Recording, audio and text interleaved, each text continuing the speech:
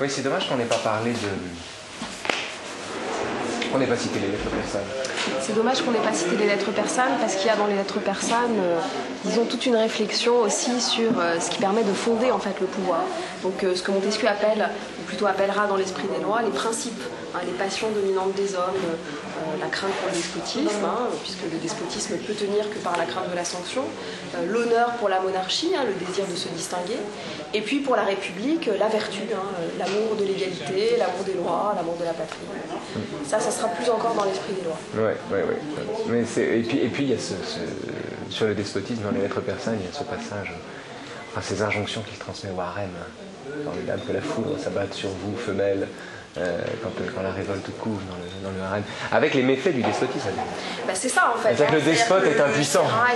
Le modèle du sérail, c'est quand même le modèle de la cour de Louis XIV aussi. C'est pas seulement l'exotisme du despotisme oriental ou seulement la figure du pouvoir domestique. C'est vraiment aussi une incarnation du despotisme politique et potentiellement donc Louis XIV qui régit par l'ordre, par le commandement, par l'arbitraire, par l'abus, tout son petit monde. Ouais, c'est ça. C'est une satire. L'autre regret qu'on peut avoir, c'est quoi? Qu'est-ce qu'on peut regretter? J'ai pas eu le temps d'évoquer ce que je voulais dire à propos des vertus et des vices, disons, du prince.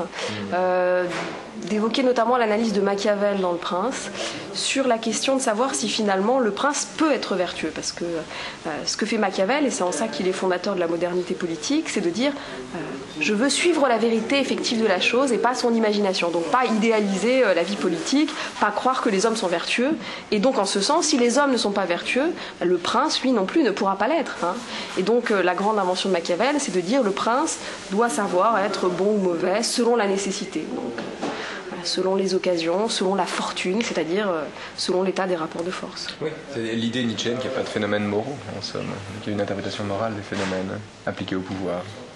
Avec l'idée aussi, chez Machiavel, vachement intéressante, du lien qu'il y aurait entre le roi et ceux qui sont humbles, par-delà les puissants. L'idée d'une espèce de lien qui transcenderait la condition des bourgeois. D'une alliance. Parce que ce qui est assez génial, effectivement, dans la théorie machiavélienne du prince, c'est que, il y a les grands, il y a le peuple, et il y a le prince, éventuellement l'armée. Le trio, c'est celui-là. Voilà. Le prince, les grands, le peuple. Les grands veulent dominer. Le peuple ne veut pas être dominé. Par les grands. Et donc le prince, c'est la logique machiavélienne, affranchit le peuple des grands, doit en tout cas s'appuyer plutôt sur le peuple que sur les grands, puisque précisément il peut en quelque sorte prétendre les affranchir de la domination. C'est quand même le ressort de la démagogie. Expliquer quand on est candidat, par exemple dans une démocratie, et expliquer que moi je vous dis la vérité, ou moi je vous préserve on vous manipule, on vous ment, je suis le tribun de la plèbe qui moi vous dit la vérité. D'ailleurs la meilleure preuve que j'ai raison, c'est qu'on me bâillonne et qu'on m'empêche de parler. Enfin tu vois, c'est aussi une figure... Le risque, ce serait que la démocratie ne soit que la démagogie. C'est le risque déjà dans la critique platonicienne. Alors, est-ce qu'on veut quand même essayer d'aller au-delà de cette critique de la démocratie? Est-ce qu'on peut espérer que la démocratie, ce soit pas seulement, comme dit Platon, une aristocratie de rhéteurs?